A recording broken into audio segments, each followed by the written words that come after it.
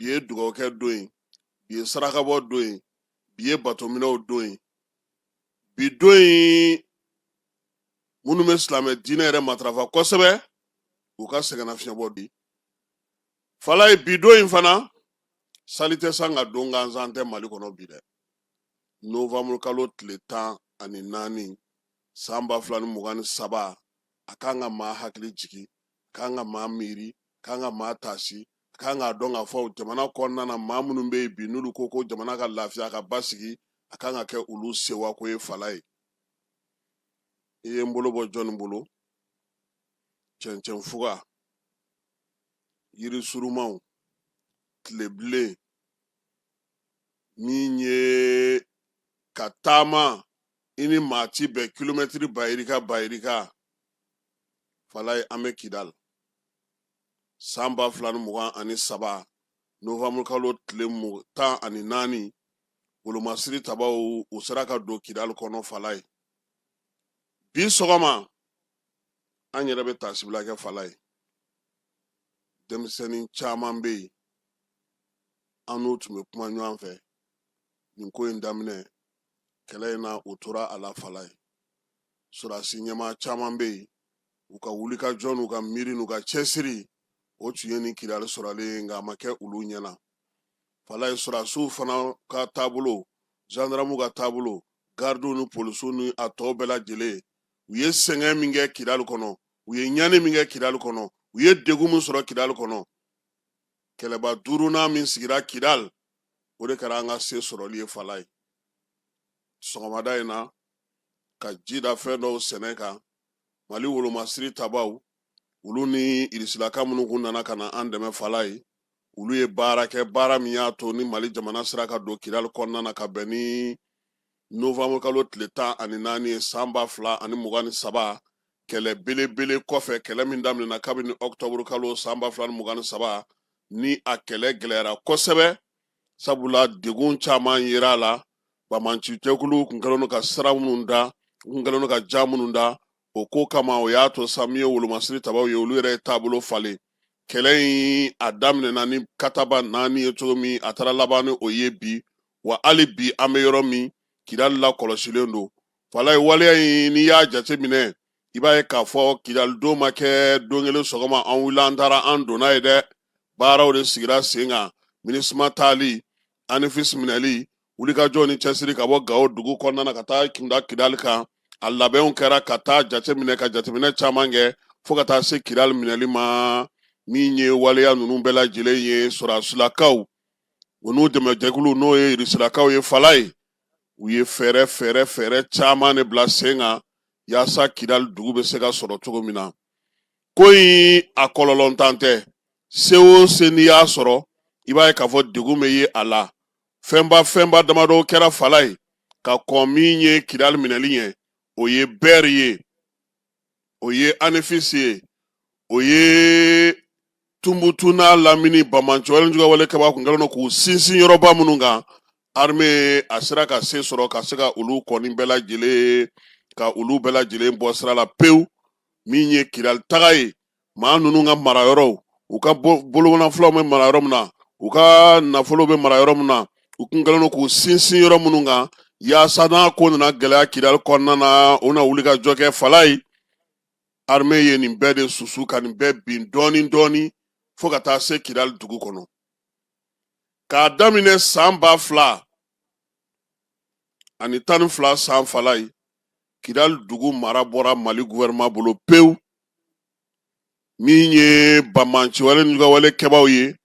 Ansardine ni Akmi olu de tun bɛ dugu in kɔnɔna na mars kalo san 2012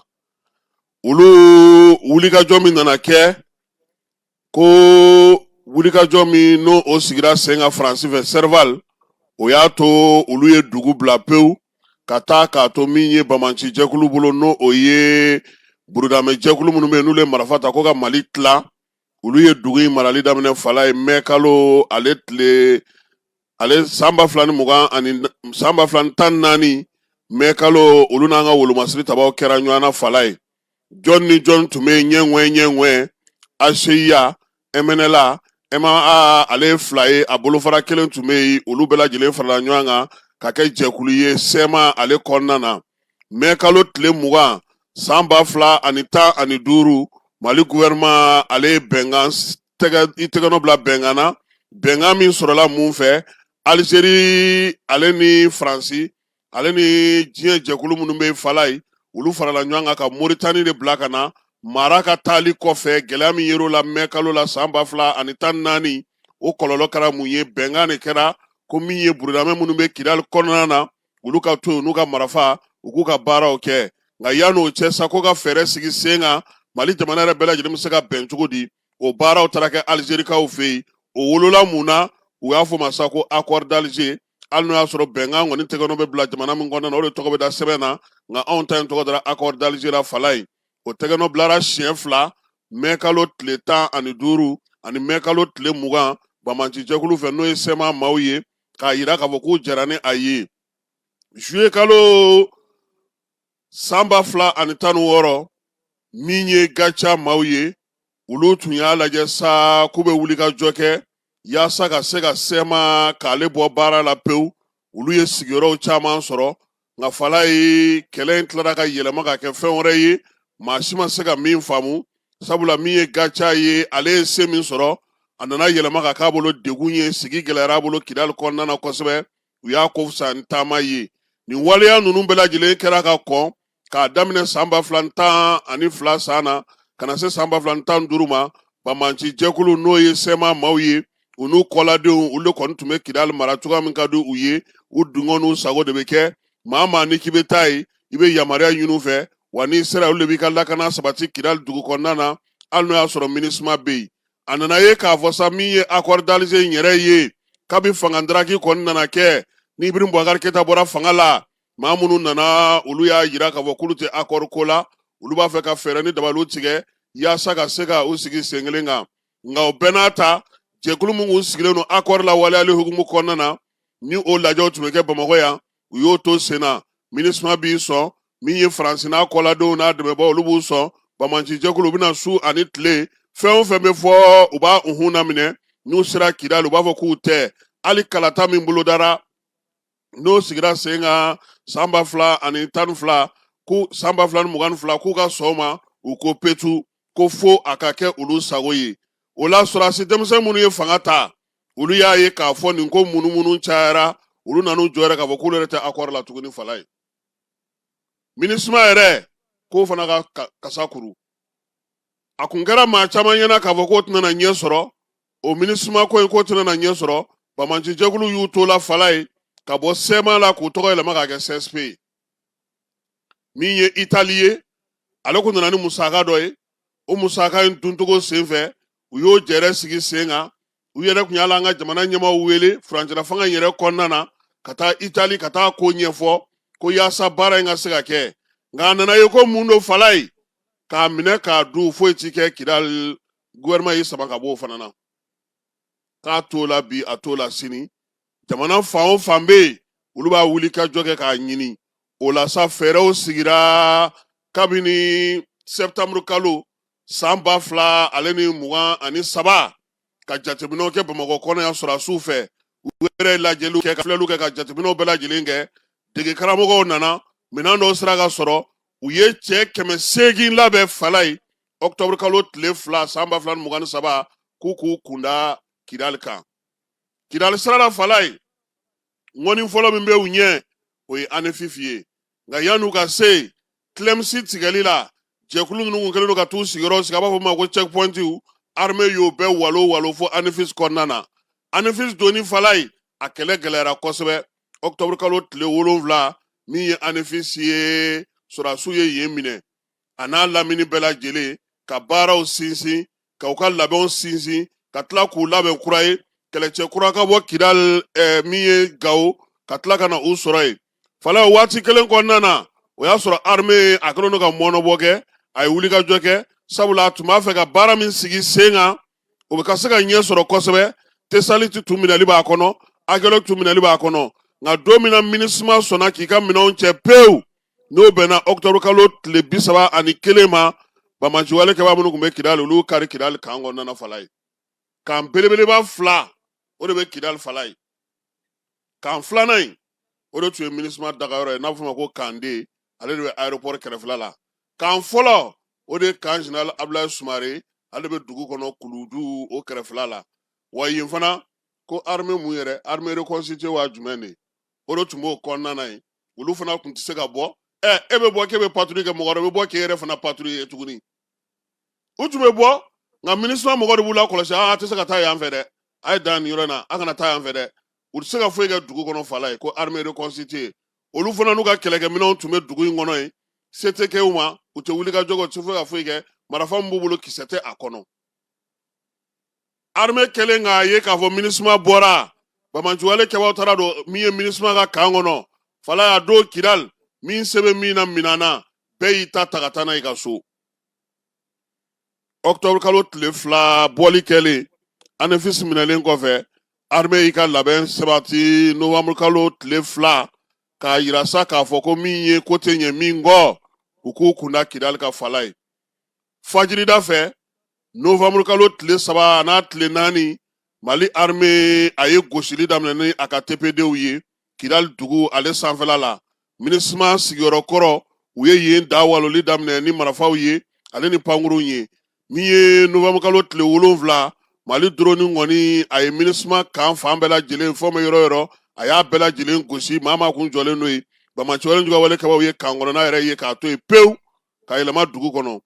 o la sa armée ale ye fɛɛrɛ sigi sabula o kun kɛlen don ka min ye dugujukɔrɔmugu don yɔrɔ caman na o ye kɛlɛ in Kidal donni gɛlɛya kosɛbɛ sabula k'a daminɛ novembre kalo tile 7 na ka taa sa tile 14 ma fala ye o bɛɛ kɛra munumunu salo la min ye donni ɲɛ bɛ ka ɲini a tɔ nana laban mun na oroboniw de bɔra fala ye orobow y'olu de labɔ olu ka dugujukɔrɔmugu ninnu lakari ka sɔrɔ ka min ye mɔbiliba belebeleba minnu bɛ yen ni olu yɛrɛ bɛ mini kasa dɔn n'u bɛ mini jateminɛ ka sɔrɔ ka olu ladon dɔɔni dugu kɔnɔ o la sa novembre kalo tile 14 sɔgɔmada joona fɛ armée a ye MINUSMA kan minɛ fala ye kan minɛlen yɔrɔ min don i b'a dɔn k'a fɔ ko a kow ka ca nka o y'a sɔrɔ Kidalikaw tun bɛna ka na minɛnw ta kɔnɔna na ka taa n'a ye u ka so min se bɛ min na min bɛ se ka min ta sabula u taara ka minɛn caman to u taara ka fɛn caman de to hali u taara ka arme belebelebaw olu to kan in kɔnɔna na donc armée ma girin fɔlɔ k'i kɛ kan kɔnɔna ka fala ye a y'a ka jateminɛw kɛ yɔrɔ minnu na ni u kɛlen ka dugujukɔrɔmugu yɛrɛ don yen janfa bɛ fan o fan na u y'o bɛɛ lajɛlen jateminɛ u n'u dɛmɛbagaw n'o ye irisiw ye ka sɔrɔ ka sigi fala ye o bɛɛ kɔfɛ explosion dɔ kɛra yen maa dɔw tora o ko senfɛ minnu tun taara minɛn ta la sufɛ k'an fan dɔ in fɛ nka armée ale ye o ko bɛɛ lajɛlen jateminɛ ka tila ka ɲɛfɔli kɛ o la maa minnu ye o gɛlɛya sɔrɔ Kidal dugu kɔnɔna na ka se ka olu bɛɛ lajɛlen fɛsɛfɛsɛ k'o bɛɛ lajɛlen da sen kan yaasa dugudenw bɛ se k'a faamuya armée donnen sa k'a daminɛ novembre kalo tile 9 a n'a tile 10 su la fala ye armée ka gosili min yɛrɛ bonyana n'a bɛɛ ye Bamanci jɛkulu tun ka maramafɛn minnu tun bɛ yen n'o tun bɛ Agɛlɔk sira kan kosɛbɛ u y'olu bɛɛ lajɛlen nɔɔni ni drone ye o kɔfɛ tuguni u tilara ka wuli ka jɔ bolo da tuguni novembre kalo tile 10 ni pankuru ye ani dugumacɛw ka bɔ ANEFIS k'u ɲɛsin min ye Tesaliti sira ma directement k'a kɛ ko u bɛna don Kidal k'a sɔrɔ u ma Kidal sira minɛ ka taa ka u kɔsegin o de jugara kosɛbɛ fala ye sabula yen de sira yɛrɛ wagara kosɛbɛ cɛdenw sera ka kɛnɛ ye o don de Kidalika caman bɛ yen u y'a dɔn k'a fɔ ko dugu ko a bɔra u taya la o la sa sɔgɔmada joona fɛ min ye kalo tile 14 ye kibaruya bɔra ka bi Bamakɔ yan Mali fan caman fɛ maaw bɔra k'u ka nisɔndiya jira min ye maaba caman ye olu ye fɛɛrɛ caman sigi sen kan nka o y'a sɔrɔ dugu caman bɛ yen minnu ka surun Kidal la fala ye olu dugudenw caman nana ka na Kidal yɛrɛ kɔnɔna na i n'a fɔ Kidal fana maa caman fana tun bɛ yen cogo min na olu tun bɛ ka bɔ o y'a sɔrɔ jamana dugu ma basigi kosɛbɛ halisa muguci tun bɛ to ka kɛ waatinin na sa armée yɛrɛ tun bɛ a ka albatros ta ka wuli ka jɔw kɛ n'o ye a n'a ka pankurun tɔw yaasa Bamanciwale Jugawale kɛbaaw dugulen don yɔrɔ la n'o ye CSP maaw ye ka se ka olu bɔ baara la dɔɔni a nana kɛ basigi nana dɔɔni fo ka taa se kalo in ale tile 16 na tile 18 ma a yera k'a fɔ sa ko min y'an ka cɛdenw kɔni ye u ye mɔgɔw hakili lasigi kosɛbɛ kɛrɛnkɛrɛnnenya la Kidal dugu kɔnɔna na o commencera ka bɔ ka ɲɛfɔli kɛ maaw ye ka hakililasigi kɛ yaasa Kidal yɛrɛ baaraw u bɛ se ka kɛ cogo min dugu minnu tun bɛ yen n'olu kun datugulen don n'u kun kɛlen don k'olu siraw datugu maramafɛn kun dogolen don du minnu kɔnɔ yɔrɔ minnu kunna ni mɔgɔw kun bannen don fɛɛrɛ minnu kun bɛ yen n'olu bɛ se ka sigi sen kan duguden minnu yɛrɛ tora dugu kɔnɔ n'olu armée tun bɛ ka baara kɛ ɲɔgɔn fɛ kibaruya ta nasira fɛ Falaye u ye nin bɛɛ lajɛlen fara ɲɔgɔn kan ka ɲininkaliw kɛ sufɛ wulikajɔw min ye fɛɛrɛw ka sigi sen kan mɔbili minnu bɛ yen olu kana se ka taa bala yɔrɔ wɛrɛw la tuguni Bamanci jɛkulu kun kɛlen don ka mugujugu don yɔrɔ o yɔrɔ la k'o bɛɛ lajɛlen lakɔlɔsi Abeyi Baara Agel Ok Tesalit nin dugu ninnu bɛɛ lajɛlen sera k'a furan k'a ban pewu ka sɔrɔ k'a fɔ sa ko min ye kɛlɛkɛcɛ tɔw ye n'o ye armée ka minɛn tɔ minnu tun bɛ yen n'olu bilalen don Gawo kɔnɔna na k'olu ka u kunda min ye Kidal kan baara yɛrɛ n'o ye dugu lakanali ye u ka sɔrɔ k'o daminɛ kɛlɛkɛcɛw Falaye an ka maa caman binna dɛ an ka denmisɛnnin biɲɛkɛnɛ caman u y'u ni di Kidal kɛlɛ la an ka funankɛnin caman u kalikan kun ye Kidal kɛlɛ in ye k'a daminɛ Anifis ala dɔw joginnen u ma sɔn u ka Kidal kɛlɛ ka f'u kɔ wa caman fana an donnen Kidal fana ka tila ka Menaka ninnu minɛliw daminɛ yɔrɔ dɔ in tɔgɔ di Agalok ninnu minɛliw daminɛ kɛlɛ fana taara guwan yen tuguni sabula Bamanci wale n'u ka walekɛbaw minɛnw kun tor'u bolo ka se ka baaraw kɛ o la sa a yera k'a fɔ sa dugu minɛlen Falaye a don fɔlɔ maaw ye mun ye o ye irisi minnu tun bɛ olu kun y'u ka drapeau dulon Kidal fort la nka a tilala ka falen ka kɛ Mali drapeau ye yaasa basigi ni lafiya bɛ na min ye o ko hukumu de kɔnɔna na sa novembre kalo tile 22 jamana ɲɛmaaw ko min ye général Gamu ye k'ale ka kɛ Kidal gouverneur ye Falaye ni ne nana ni baara yɛrɛ tɔ bɛɛ lajɛlen nɔgɔyali ye sabula Gamu yani ale k'a ka gouverneur maaw sigi Falaye ale yɛrɛ ka kɛlɛkɛminɛnw ta ka jigin kɛnɛ kɔnɔna na womisɛn mun bɛ yen dogodogo ɲɛ mun bɛ yen armée kun ɲinɛnen don yɔrɔ minnu kɔ ale fana nana ka na o sinsin ka sɔrɔ k'a ka gouverneuriya baaraw k'olu daminɛ Kidal kɔnɔ dɔɔni dɔɔni maaw hakili ka sɔrɔ ka sigi anw minnu kun bolila fo Buresa u taara an nɔfɛ ka na k'an ka na ko kɛlɛko tɛ k'an k'an sigi n'an tɛ se maa ma maa tɛ se an ma anw minnu fana kun ye Alizeri sira minɛ u sera k'anw dɔw lasegin hali bi Gamu bɛ ka mɔgɔw lasegin k'u lasabali u ka na Kidal kɔnɔna na u ka n'u ka baara kɛ a bɛ ka ɲɛ dɔɔni dɔɔni a ma ban mais fɛɛrɛ mun sigira sen kan Falaye ka se ka Kidal bila sen kan ka se ka ni kurafiya la parce que Kidal kun kɛra dugu ye ACEA ale tun bɛ kiiriw tigɛ kasobon tun bɛ ale de bolo polisi tun bɛ ale de bolo MNLA mɔgɔw olu ta kɔni kun ye dugu kɔnɔ yaala ye jɛkulu saba in n'o ye MNLA ni ACEA ni MIA ye olu bɛɛ lajɛlen de tun kɛlen don ka dugu in fan tilaw ni ɲɔgɔn cɛ checkpoint ni fɛnw a n'a nafa sɔrɔ yɔrɔw i yɛrɛ ye k'a fɔ kɔsa in na Sajo taalen ye dagabana ko yirala mɔgɔw la so minnu tun bɛ ka jɔ yen min ye sanu tun bɛ ka bɔ yɔrɔ minnu na baara minnu tun bɛ senna bi min ye El Hadji Gamu ye ale taalen de Falaye an bɛ ɲɔgɔn ka kan mɛn o ka nɔgɔn ni maa ye maa min t'an ka kan mɛn ale sera ka fɛn caman bɛ yen k'olu ban ka dugudenw hakili sigi kuma tɛ bi a yɛrɛ kɛlen don ka min farida o ye bɛn ni kelenya cɛ fɔ ni kan bɛɛ ka se k'an bolo di ɲɔgɔn ma Gamu bɛ k'o kɛ nka gouvernement yɛrɛ sera ka mun kɛ n'o ɲɛna kosɛbɛ o ye ka ministres ci joona u ye ministres ci bɛɛ ka t'i ta lajɛ kalanko ye min ye sirako ye nka force fila minnu taara kosɛbɛ surasiw kɔfɛ Falaye o ye gendarmew ani polisiw ye bi kɔni bɛɛ bɛ yen douaniw bɛ yen bɛɛ seginna ka taa Kidal baara min bɛ sen na dɔ ka se ka fara a kan yaasa Kidal a seginna an ka jamana bolo kɔnɔna na cogo min na a ka so ka sinsin san 2 in ɲɔgɔnna caman ala ka o fana yira an na min ye Kidal a segilen Mali ka hukumu kɔnɔna na Asimi ye kuma dɔ fɔ o don Falaye kɛlɛ in tɛ yan ye koyi kɛlɛ in n'u ɲinikun bɛɛ lajɛlen o ye Kidal de ye an bɛ fɛn o fɛn na a kɛkun ye Kidal de ka an ka kɛlɛkɛcɛw dɔw bɔ yen olu kana fan dɔ fɛ u ka yoboyaba olu ka se ka don nka bi Kidal a bɛ Mali bolo ko nɔnɔkɛnɛ sigilen tasuma sanfɛ Falaye an yɛrɛ ka marabolo in yɛrɛ tilancɛ fɛn fɛn minɛna a bɛɛ bɛ ten parce que an ye bɛrikaw sɔrɔ surɔ u ko ko minɛn caman taara d'u ma sisan olu yɛrɛ tun bɛ wuli ka jɔ fɛn minnu kɛ fɔlɔ Agɛlɔki fana olu fana ko k'olu ka dispositif renforcera nka yɔrɔ min bɛ nin bɛɛ la kɔlɔsi o ye Tesalit ye kan en massage Falaye ma se dɛ n'i bɛ yen kɔni i bɛ diɲɛ sanfɛ de Tesalit i m'a ye a binna don min na Musa Tarawele ala ka hinɛ a la a kirinna parce que tesali tɛ yɔrɔ belebeleba de ye fala ye wa dugu jukɔrɔ nafaw fana bɛ yen mun fana barika ka bon sɔgɔmada in na an ye nin bila kado nɔ na tasibila min ye bonyamasegi wale ɲuman dɔn ka ɲɛsin maa o maa n'o y'i sen don nin ko in na ka se ka armée ale ka se ka nin kɛlɛ kɛ fala in bɛ fɛn dɔ f'i ɲɛna dugulen minnu bɛ kidal u ye baara min kɛ nin ko in na a dara olu tɛ se ka fɔ ka s'a dan na maa ma falen minnu bɛ yen n'o ye kabilatigiw ye u ye baara min kɛ nin ko in na u ye jamana dɛmɛni min kɛ nin ko bɛ se ka kɛ cogo min na o ka ca ni ba n'a si ye maa minnu bɛ yen n'u tɛ kuma u tɛ fɛn fɔ u kun sigilen don ka nin don in kɔnɔ kidal o de fana jama kun ka ca kosɛbɛ nka bi min diyara ne ye a bɛɛ la fala ye tasarama y'a ko la kidal dugu kɔnɔ mɔgɔ ye ɲa minɛ hali kununko sɔrɔ y'a ye musa ba ka kuma na ko kabi ko in daminɛna maa si tɛ se k'a fɔ don kelen da kelen ko kala karila maa la kidali kala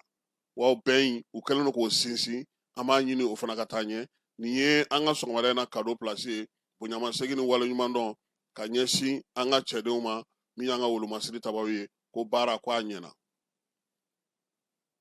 kunu kidali dugu kɔnɔna fala ye min ye guvɛnɛri ye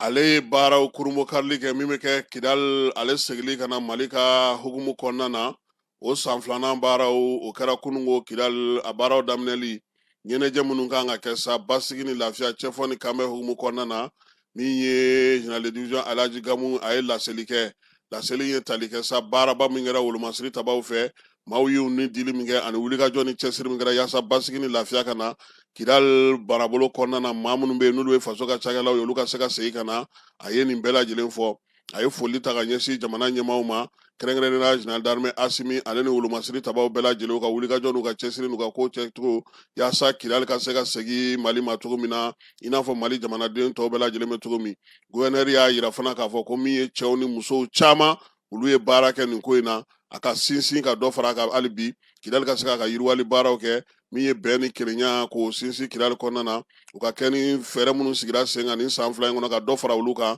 ko o ye ale sago ye gamu ye tasibila kɛ ka ɲɛsin wolomasiri tabaw ma cɛbaw ale ni diinɛkuntigi ni kabilakuntigi minnu bɛ yen n'olu ye baara kɛ k'a faamuya k'a dɔn k'a fɔ ko kidali segili min filɛ nin ye ka na k'o de ɲɔgɔn tɛ bi kidali dugu kɔnɔna na k'ale ka baaraw faama bɛna kɛ minnu ye o ye basigi cɛfɔ ni kanbɛn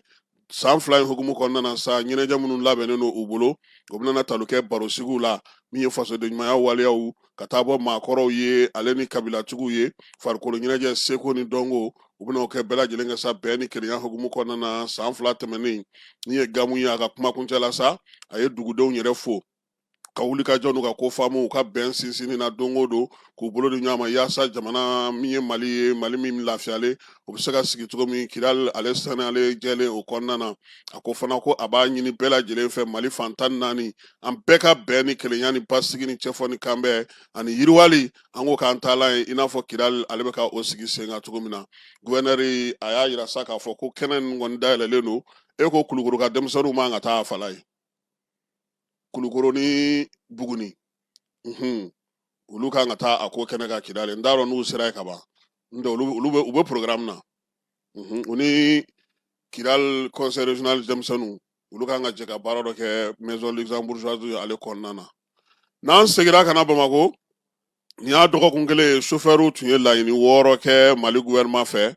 yaasa baara bɛ se ka nɔgɔya u bolo cogo min na 2 kɔni o ye sen sɔrɔ min ye chauffeur minnu joginna ka se ka olu ta k'u furakɛ gouvernement ye o layidu d'u ma kununko k'i tɛgɛnɔ bila o sɛbɛn na chauffeur minnu fana fatura fala ye u den minnu bɛ yen n'olu tor'u kɔ sa olu fana bɛna ta ka fara jamana ka denmisɛnninw kan an b'a fɔ o ma ko pipi la nation o baara fana bɛ sigira sen kan nka ale sɛbɛn bɛɛ lajɛlen kɔni bɛ taa jamanakuntigi de fɛ a k'a tɛgɛnɔ bila min ye u ka laɲini tɔ 4 ye minɛn minnu bɛ katikaw fɛ ani minɛn minnu bɛ senegal ko fɛɛrɛ bɛna ɲini o la u ka convention collective ko hukumu kɔnɔna na sa décembre kalo la k'u bɛna baro sigi kɛ hakili jagabɔ ka kɛ sa u ka baara laɲini tɔ 4 ninnu olu bɛ se ka sɔrɔ cogo min na hakilisigi ni basigi ale hukumu kɔnɔna na min ye Sulemani Jalo n'u b'a wele ko Joli ale yɛrɛ tun bɛ kɛnɛ kan n'ale ye sotarama bolilaw ka ɲɛmaa ye ka taa fara min ye Sulu Bajɛ ni ale ye Sinakɔr secrétaire général ye u ye ninnu bɛɛ lajɛlen y'u hakilila yira u ko ko gouvernement ye nin min kɛ nin ye nin tɛ se ka bɔ olu kɔnɔ u se ye fɛn fɛn u n'o kɛ sa yaasa jamana ale bɛ se ka lafiya cogo min na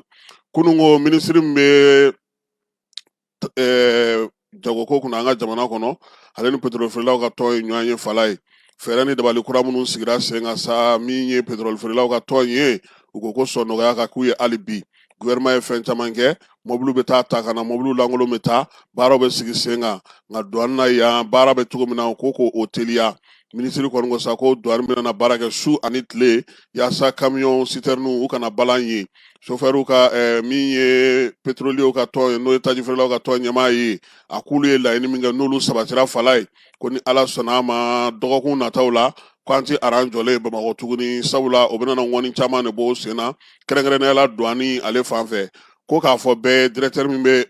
DGCC kunna n'o o ye Gideon Danbele ye maa minnu b'a fɛ ka taji ta budɔn na fala ye k'a ma se i ka wuli ka t'i jɔ olu ka yɔrɔ la koyi DGCC i b'o dasi bɔlɔlɔ sanfɛ i b'i ka laɲini i b'a don i b'a fɛ ka min kɛ a bɛɛ lajɛlen bɛ yen bugunatigɛ i bɛ tugu a nɔfɛ fo ka taa se a ko kuncɛ yɔrɔ ma wagati min na bɔlɔlɔ sanfɛ i bɛ to k'a lajɛ waati ni waati n'i ka jaabi dir'i ma i b'o fana sɔrɔ bɔlɔlɔ fana sanfɛ baara bɛ se ka kɛ cogo min na bɛɛ kan'a fɔ k'i bɛ taa i to olu da la k'a fɔ k'i b'a fɛ ka taji sa bidɔn ale kɔnɔna na faamuyali ko ɲuman ko bɛɛ lajɛlen k'o sɔrɔ sɛbɛn in na ale bɔra Gideon Danbele ale yɔrɔ an ka jamana marabolo caman hali bi fala ye i n'a fɔ Segu Moti Bila San Kucala Baɲaŋara olu bɛ degun kɔnɔna na bi kosɛbɛ k'a sababuya kɛ tajiko dɛsɛ ye tajiko dɛsɛ su ani tile min ye musow ye k'olu ma yɛlɛma kɔlɔndaw la sa wa sabula min ye kurante ni kurante ji fana ti sɔn ji bɛ marase ni kuran de ye fala ye o la sa Moti musow kɔni i b'olu de su ni tile kɔdaw badaw ale ni maa minnu bɛ yen ni sato bɛ olu bolo n'o ye jibo n'o ye ka taa ji ta ye su ni tile maaw kɔni y'a yira sa k'a fɔ ko jibo n'o yɔrɔ min kɔni tun bɛ yen sa a caman tun bɛ yen min ye su 100 kɔ o de bɛ sigi tile kɔnɔna na Fatumata Kɔnte n'ale bɛ Bacila Fatumata Kone Fana Bacili n'ale bɛ Kɔntelakaw ka sigi la ale ye musojɛkulu ka ɲɛmaa ye a ko kuma dɔw la k'olu bɛ to ji nɔfɛ ko fo ka taa se kɔlɔn yɛrɛ ji ba o kɔrɔ u bɛ kɔlɔn ji bɛɛ soli sanfɛ fo ka taa se kɔlɔn ji bɛɛ lajɛlen banni ma ko nin y'olu kalo kelen olu bɛ o la muso denmisɛnw ni npogotigiw bɛɛ lajɛlen k'u kabankun bɛɛ lajɛlen sɛgɛnna jita fɛ koyi min ye o waleya kelen ye k'o de fana bɛ Kucalakaw fɛ yen Kucala kin ka dɔgɔ bi aranjanti jɔyɔrɔ min na ji ɲinini na Gwado musow olu fana ye baara fara u ka baara kan n'o y'a sɔrɔ maaw kɛlen ka t'u jɔ Bamakɔ yan ko ka taji ɲini olu jɔlen don ka ji de ɲini kɔlɔnni mana ye maa min fɛ yen jibondo mana y'i fɛ yen fala bɛɛ lajɛlen bɛ t'i ka so Worokiya Dawu ale min ye musow ka tɔn ɲɛmaa ye sa n'o ye Miɲangalakaw ka musow ka ɲɛmaa ye a ko nin ye baara ye koyi k'olu ka Gwado baara ko ji ɲini fana farala ka tuguni fala ye taama bi ni ka n'olu kɔkari su ani tile nka bɛɛ n'a ta u ma dusumangoya nin waati na min bɛna na ko in gɛlɛya kalanw taara denmusow ni denmisɛnninw cɛmanninw bɛɛ lajɛlen bɛ taa a jiko ka gɛlɛ solikaw bɛ a la ka se ka olu fana ka saniya kow kɛ ko k'a lajɛ sa SOMAGEP ale ni énergie fala ye ko ka taa taji di olu kɔni ma hali n'o y'a sɔrɔ olu yɛrɛ dugudenw tɛ taji sɔrɔ Asimi ma ale min yɛrɛ ye conseil supérieur de la magistrature ɲɛmaaba ye baara in ye tali kɛ mun na sa o ye k'a fɔ sa ko jamana sariyatigiw jamana musaka la kɔlɔsili baaraw olu k'u taalan ye yaasa min ye mara kɛcogo bɛ se ka ɲɛ cogo min ye nin kɛnɛ in ye fala ye premier ministre ale tun bɛ a kɛnɛ kan n'o ye général de division Ablaye Mayiga ye général de corps d'armée Maliki Diaw n'o ye conseil national de transition ɲɛmaa ale tun b'a kɛnɛ kan min ye calasigɛ jɛkulu ɲɛmaaw caman tun bɛ yen cour suprême yɛrɛ ɲɛmaa ale fana tun bɛ kɛnɛ kan sariya ministre o tun bɛ yen Bamakɔ gouverneur tun bɛ kɛnɛ kan sigida 6nan maire tun bɛ yen min ye Batoni ye n'o ye avocat ka beretigi ye fala ye ale fana tun bɛ kɛnɛ kan ka taa se sariyatigi caman ma ani maa mafalenba caman hakili jagabɔ min tun bɛ a ko kɛnɛ kan fala ye ko jamana nafolo ko ka se ka olu don u daw fɛ ka se ka baara kɛ ni a ye jɛlenya ni tilennenya faso jɔnjɔn dalen kɔfɛ sa maa min ye kuma dayɛlɛ o ye cour suprême ɲɛmaa ye Dr Fatogoma Tera ale ka kuma kɔnɔna fala ye a y'a yira sa k'a fɔ ko a bɛ jamana ɲɛmaa fo a nalen kɛnɛ in kan yan k'o jar'ule ye kosɛbɛ o b'a to yelen bɛ da ko caman kan cour suprême yɛrɛ ale bolofara min bɛ n'o y'ale ka section de compte ye fala ye o bɛna yɛlɛma ka bɔ yen pewu k'o kɛ calatigɛ jɛkulu ye n'o ye institution kura ye cour de compte a ko k'o bɛna to mara kɛcogo bɛna ɲɛ musaka ko la sabula o sariya so in ale sigikun bɛna kɛ mun ye jamana musakaw k'olu la kɔlɔsi tama wo sɔgɔlen pigini n'i y'a ta jamana tɔgɔ la fala ye i n'a ɲɛfɔ ka kɛ ni sariya suma kura min sigira sen kan juillet kalo tile 22 san 2020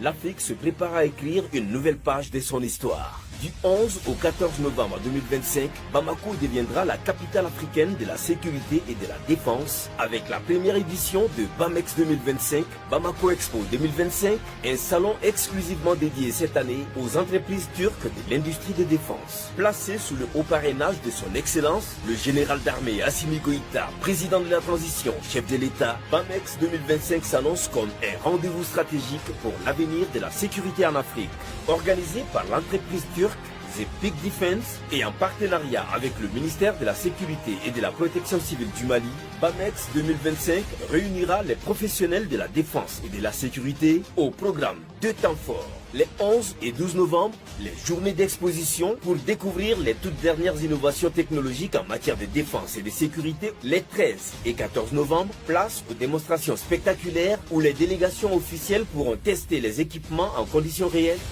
Décideurs, investisseurs, forces de défense et de sécurité de toute l'Afrique, participez à ce grand rendez-vous pour explorer, échanger et bâtir des partenariats stratégiques qui façonneront l'architecture de défense africaine de demain.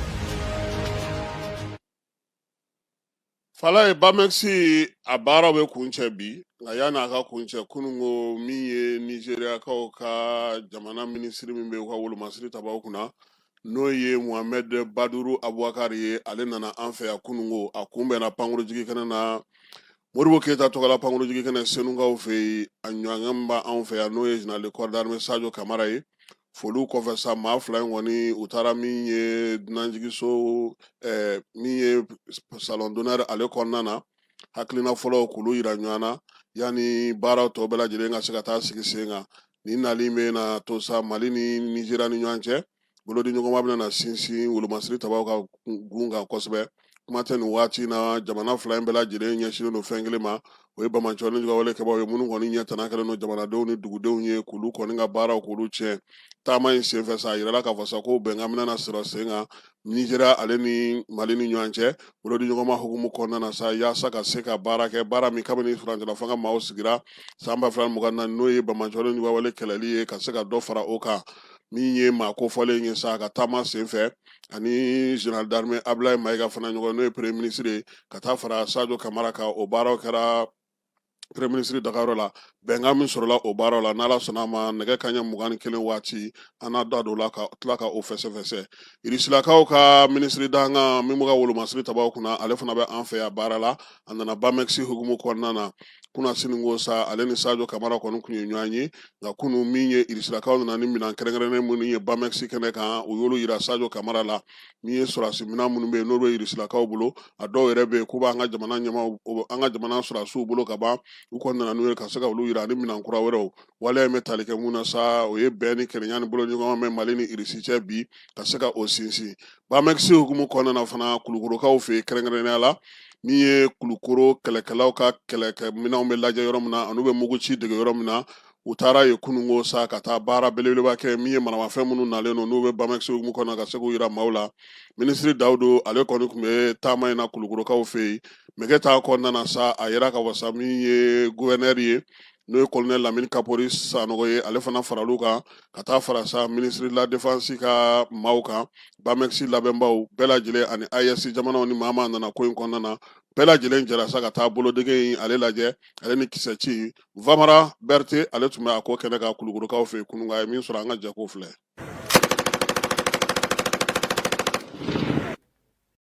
nin ye marifaw tɔla ye kɛnɛ kan marifa AK-47 PKM pistolew drone siyaw bɛɛ minnu bɛ mugu ci ani minnu bɛ lakɔlɔsili kɛ nin bɛɛ lajɛlen de bɔra ka yira maaw la Kulukoro minisiriw marabolo ɲɛmaw an jɛɲɔgɔn tirikiw ani farafina jamana caman minnu nana nin kɛnɛba in kan ka fara kunnafonidilaw bɛɛ lajɛlen bɛ ka jaw ta kɛnɛ mun b'a yira diɲɛma la k'a fɔ farafina bɛ ka kolo giriya ka sankɔrɔ ta kɛlɛkɛminɛnko sira fɛ ni baara in bɛɛ lajɛlen donna BAMEX 25 kɛlɛkɛminɛnw ka suguba ta ko gale an ka jamana kɔnɔ mun n'a sigira an ka jamana ni Turki jamana ka bolo ɲɔgɔnma kɔnɔ an k'a dɔn an ka sɔrɔdasiw bɛ baara min na an k'u dɔn donc ka faso défend o ye bɛɛ de kungo ye koyi sɔrɔdasi dɔrɔn tɛ dɛ an bɛɛ de b'a la donc a minɛnw yirala na Bamako Febac la yen an ye tile fila kɛ an bɛ ka yaala minɛn ninnu cɛ minɛn cɛ ɲumanw drone b'a la marifaw b'a la a suguya bɛɛ lajɛlen b'a la mais o ye yeli ye maintenant ko min tora o ye k'a yira mɔgɔw la marifa minnu yirala minɛn minnu o seko ye jumɛn ye k'u ci ka walajɛ donc depuis sɔgɔmaden na an nana marifa cikan de bɛ fan bɛɛ fɛ drone de bɛ fan bɛɛ fɛ c'est que bi in na kɛlɛ cogoyaw yɛlɛmana koyi a ma kɛ fɔlɔ e b'i jɔ yan fɛ ne fana bɛ ɲɔgɔn an bɛ ɲɔgɔn bɔ ni marifa o non o tɛmɛna koyi intelligence artificielle de bɛ kɛlɛ kɛ bi drone de bɛ kɛlɛ kɛ bi donc fo an ka fɛɛrɛ tigɛ de pour que an k'an équiper parce que ni mɔgɔ jugu ninnu ni terroriste ninnu ni marifa kelenw de b'u bolo koyi u dɛmɛbaaw bɛ marifaw d'u ma u bɛ drone kamikazew d'u ma et c'est très grave donc fo an fana ka fɛɛrɛ de kɛ an bɛ se k'u kunbɛn cogoya min na bi o de laɲinina Bamex y'o de laɲini.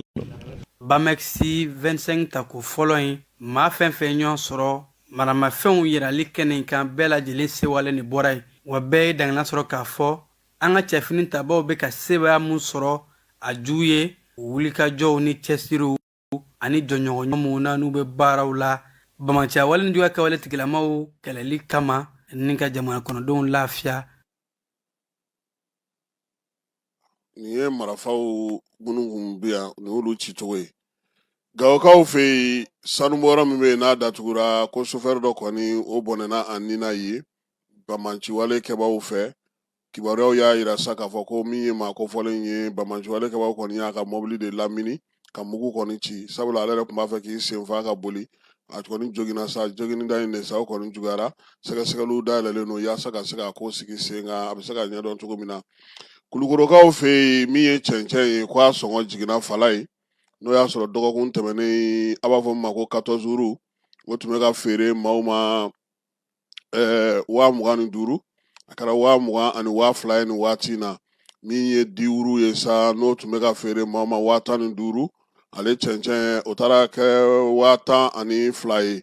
siwuru n'o tun bɛ ka di mɔgɔw ma 10,000 ale kɛra 8,000 ye nin waati in na min ye bɛlɛkisɛ kɔni ye o de sɔngɔ ma bɔ a nɔ na fiyewu ale bɛ 30,000 la n'o ye 10 ye maaw kɔni y'a yira sa k'a fɔ ko nin sɔngɔ jigin in k'o fisara kosɛbɛ sabula cɛncɛn ale b'a to sojɔw olu bɛ sigi sen kan an sɔngokaw fɛ yen min ye kabilatigiw ni dugutigiw ni maa mafalenw ka kɛnɛ min bɛ sigi an ka jamana kɔnɔ na n'o ye journée de tradition nationale ye sa o kɔni tako 4nan baara kɛra an sɔngokaw fɛ yen u y'a yira sa k'a fɔ ko maanifin ni malidenkura ko kuma o min tun bɛ senna kalanbolo fɛ sa u y'olu bɛɛ lajɛlen sinsin ka ɲɛfɔli kɛ maaw ye u bɛ se ka faamuyali kɛ o waleya kelen fana kayikaw fɛ yen gouverneur ale yɛrɛ tun b'a ko kɛnɛ kan ka se ka kɛ bɛɛ lajɛlen bɛ se ka faamuyali k'a la. Boli sɛnɛfɛnw bayɛlɛmali ale ni bagan mara ale ni fɛn minnu bɛ bɔ bagan mara la olu fana bayɛlɛmali kan fɛn kura minnu bɛ na se ka don a la mansin kuraw b'an bolo bayɛlɛmalikɛli fɛn kuraw b'an bolo minnu b'a to ekɔlidenw bɛ se ka faamuyaliba sɔrɔ ani ka fɛnw ye minnu b'a to u ka kalan in b'u nafa après la formation u donni ni bi cɛ an sera ka bayɛlɛmali damadɔw kɛ an sera ka foronto bayɛlɛma an sera ka ɲamaku bayɛlɛma an sera ka banangu bayɛlɛma ka kɛ cɛkɛ wa an b'a yira u la k'a fɔ AES ɲɛta taamasiyɛn de bɛ CEEAC kɔnɔ Burkina Niger kana fara maliyɛnw kan o musolakaw de faramɛ ɲɔgɔn kan minnu y'a yira k'u sewara bawo formation cogoyaw ani ladonw ka ɲi. Ne tɔgɔ Jɛnɛba Uchena Agbayi. Bon anw na ni sisan cɛ an ye fɛn caman ye an ye fɛn caman faamuya tel que an bɛ dumuni caman dun a caman bayɛlɛmalen don an yɛrɛ bolo yan i n'a fɔ cɛkɛ b'o la ni an bɛ banangu transformer k'o kɛ cɛkɛ ye gari b'o la ani forokɔnɔna fana la agriculture planw na u y'an dege planchiw bɔcogow la pépinièrew bɔcogo bon ani élevage kɛcogo fana. Ne tɔgɔ Asitan Ciro awɔ a tagacogo ka ɲi nɔ u b'an dɛmɛ kosɛbɛ u bɛ fɛnw kɛcogo yira an na fɛnw bayɛlɛmacogo yira an na ani sɛnɛ taabolo ni bagan maraw senfɛ u bɛ fɛn caman yira an na ne yɛrɛ ne ka ni formation banna ne bɛ fɛ ka élevage de kɛ o de ka di ne kosɛbɛ. Ne tɔgɔ Mama Kanute e ye yan centre choisi ka na an ka kalan kɛ parce que donna nataw la ne bɛ fɛ ka bɔ n yɛrɛ la ka kɛ fɛn dɔ lajɛ k'a bayɛlɛma ka fɛn dɔ kɛ n yɛrɛ ye n kana siri mɔgɔ la kalo kelen kɔnɔna na an ye fɛn caman kɛ an degela planchiw bɔcogo la an degela sɛnɛ taabolo kɛcogo la ani n'i ye sɛnɛfɛnw kɛ a bɛ feere cogo jumɛn na waati jumɛn na kan ka ni sɛnɛ ninnu kɛ o togoya ninnu ani transformation i n'a fɔ fɛn bayɛlɛmali i n'a fɔ cɛkɛ b'o la an min dɔn n'o bɛ wele ko gomi o b'a la gari b'o la an degela olu kɛcogo la wa u jigi sigilen don k'a fɔ ni dɔnniya ninnu bɛɛ lajɛlen sɔrɔlen kɔfɛ u bɛna se k'u boloma yɛlɛma ka dɔ k'u yɛrɛ ye ka maa wɛrɛw ta baara la. M5 RFA mɔgɔw ka numéro 10 n'o ye Isa Kawo Jime n'a kun minɛna novembre kalo tile 13 san 2024 a y'a yɛrɛ sɔrɔ kunu sabula kun yirala sa k'a fɔ ko a bilara kaso la ka sababuya kɛ Joliba TV maaw ka barosigi dɔ senfɛ ale y'a yira sa k'a fɔ ko Burukinakaw tun ye fangandaraki ko mun f'u fɛ k'o tɛ tiɲɛ ye min ye Isa Kawo Jime bɛɛ lajɛlen b'a dɔn k'a fɔ ale kɔni Imam Mamadu Diko masurunama ye sabula semasi o kɔni kun coordinateur fana kun don Isa Kawo Jime a ɲinina fɛ sa sefa 1 million kelen a k'o sara police cybercriminalité maaw ye a kɔni kun bilara kaso la sa décembre kalo tile 23 a ka kiiri kɛlen kɔfɛ san kelen o ye kun dira ma kaso datuguli la o banna kunungo a segira ka taa kaso an bɛ dugawu kɛ sa min ye Jime ye ala ka kisi a ɲɔgɔnna wɛrɛ ma min ye jamana ye ala k'a basigi ala k'a kolosuma luluninkaw fɛ Kajolo marabolo la Sikaso fanfɛla la olu y'a yira sa k'a fɔ nin waati in kɔnɔna Bamancɔlen juga walekɛbaw kɛlen don ka olu ka yɔrɔ caman siraw datugu dugu yɛrɛ kɔnɔna na bi ani dugu laminiw bɛɛ lajɛlen na maa caman bɛ olu sigiyɔrɔw bila dɔw taara Kajolokaw fɛ yen sira kɔni barika bonyanen don kosɛbɛ luluni ni a lamini bɛɛ lajɛlen na u ka fɛɛrɛ ɲini jamana ɲɛmaw yaasa ka se ka basigi ale la na Luluni Sikaso marabolo kɔnɔna ale yɛrɛ la Mauritanie jamanakuntigi ale b'a ka munumunu salo la a y'a ɲini sa k'a yira k'a fɔ ko min ye bɛn ni kelenya ye min ye faamuya ko ɲuman ye a b'o ɲini Mali a bɛ ka kɛlɛ mun kɛ a bɛ se ka ɲɛ sɔrɔ o la cɛncɛn ka jamanaw u bɛ se ka suma cogo min na min ye Alibarigurukaw fɛ yen sa ni a tun bɛ o kɔnɔna na a ye nin kuma ninnu fɔ k'a yira sa k'a fɔ ko Mali ni Mauritanie yɛrɛ dancɛ kɔnɔna yɔrɔ kɔni datugulen don jamanakuntigi ale bɛ munumunu salo la nin y'a ka taako duurunan a taga yɔrɔ duurunan ye wulikajɔ ye ale senfɛ kɛrɛnkɛrɛnnenya la u ka dugu ale kɔnɔna na Tunisie kasodadenw Sunusi kaso ɲɛnabɔbaw olu y'a yira sa k'a fɔ ko min ye Jawali Bɛnwara ye ko ale kɔni jagoyara yaasa ka se k'a ka dumunikɛbaliya in dabila cogo min na kibaruya in sɔrɔlen sa min y'a ka sunadonbagaw ye a n'a ka denbaya ma olu kɔni ka nisɔngoya yira kosɛbɛ ko sabula a kun b'an ka jagoya k'a gosi k'a tɔɔrɔ yaasa ka se ka o dabila Gabɔnkaw fɛ yen ɲininikɛla dɔw furakɛliko ta nasira fɛ Lambarénékaw fɛ yen k'olu kɔni sera ka fura sɔrɔ fura min bɛ palibana ale kɔni dɔgɔya kosɛbɛ a ɲininikɛlaw y'a yira sa k'a fɔ ko min ye maa ba kelen ɲɔgɔnna ye fura in kɔni sera ka di olu de ma 97 olu ka bana sera ka furakɛ o yɛrɛ kɔni ka ca kosɛbɛ ni fɛɛrɛ mun sigira sen kan ko tile 3 bana in b'i bila n'o ye palibana ye fala ye palibana furakɛli man di nanzaraw ye i y'i k'a kan dɔrɔn a man ɲi non i bɛ sɛgɛn palibana n tɛ fura sɔrɔla la o fura sɔrɔla la siɲɛ caman nka marifa feerela kɔni ti kɛlɛ banni fɛ dɛ fala ye Cameroun kalata kɔfɛ a yira k'a fɔ sa ko min ye octobre kalo tile 12 kalata kɔfɛ maa 16 o de fatura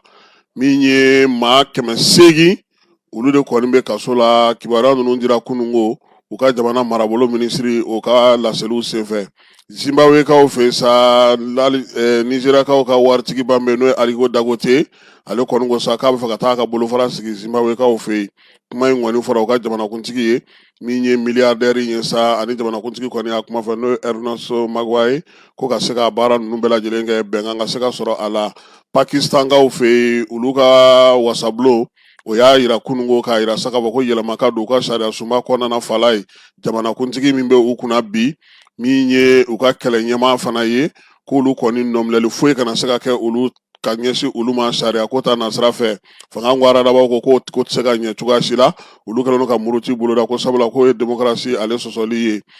maa min bɛ yen n'o ye maa mafalenba ye fala ye n'o ye Elon Musk ye ni ale yɛrɛ kɔni bɔlɔlɔ sira kan a kɛlen don ka fɛn caman sigi sen kan kunna sini ko a y'a yira sa k'a fɔ ko min ye nanzara jamanaw ye n'o ye Union européenne ye k'olu b'u ka ɲɛmaa sugandi cogo min ko ni démocratie tɛ taa fan si fɛ ko wa k'a kɛcogo man ɲi ko fɛn min don ko Elon Musk ka fara mɔgɔw la a bɛɛ lajɛlen ye kelen démocratie ko kɔni a ɲuman a ka dɔgɔ fala ye olu américain kelenw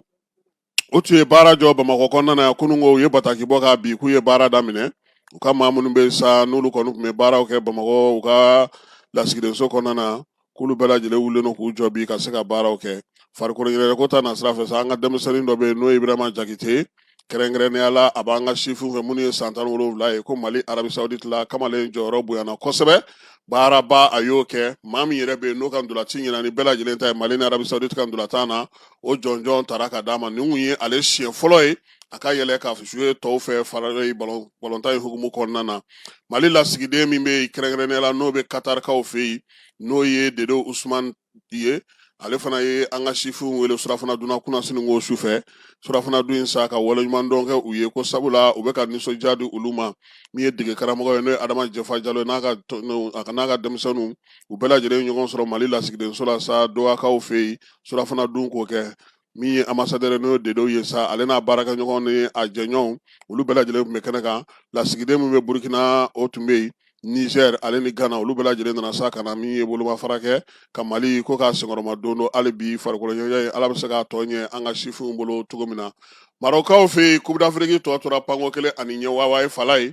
min ye kunu Tanzekaw fɛ yen dusukasi donna baara la fala ye Senegalikaw ka ndolanci kan ka kɛ yɔrɔ min na kɛrɛnkɛrɛnnenya la sa ko min ye yen baarakɛla dɔ kɔni ye ale fatura min ye kamalennin ye sa ko min ye so in ye n'o ye balontan kɛnɛ min bɛ kɛrɛnkɛrɛnnenya la a tun b'o k'o vitiri de jɔsi vitiri jɔsi de saba fɛ sa ko a kɔni bɔra ka bi a bɔlen ka bi sa kɔni a ni tora ko ale senfɛ dugudenw kɔni caman maaw taara ka kɛ ni nin ko in ye min ye tasibila ye k'o kan ka kɛ a ye kɛrɛnkɛrɛnnenya la Maroko ale ni Mozambique ka baden ndolanci min kan ka kɛ bi jumadonya in na ni Ala sɔnna a ma an bɛ dugawu kɛ Ala ka a dayɔrɔ sumaya nin bɛ dan sigi sɔgɔmada in na kibaruya la mun dira Falaye Keyita ne yɛrɛ fɛ a k'an bɛn nɛgɛ kanɲɛ 21 Ala ka tile hɛrɛ cɛ Ala ka sababu ɲuman k'an ye Ala k'an ka jamanaw basigi